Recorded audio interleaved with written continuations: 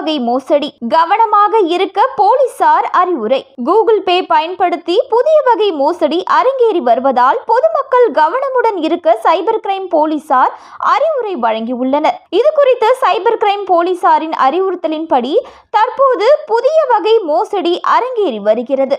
யாரோ ஒருவர் தெரிந்தே உங்கள் வங்கி கணக்குக்கு கூகுள் பே மூலம் பணம் அனுப்புகிறார். பின்னர் அவசரத்தில் வேறு ஒருவருக்கு அனுப்புவதற்கு பதிலாக உங்கள் எண்ணுக்கு அனுப்பிவிட்டேன், எனவே தவறுதலாக நான் அனுப்பிய பணத்தை மீண்டும் எனக்கு அதே எண்ணில் அனுப்பி வையுங்கள் என கெஞ்சி கேட்பார்.